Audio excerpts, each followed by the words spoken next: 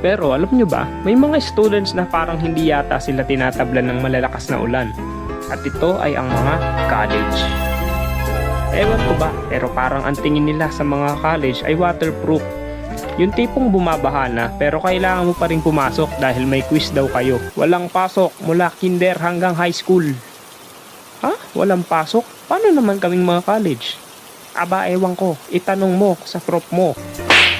Yung tipong kulang na lang magsuot ka ng pang diving attire para lang lumangoy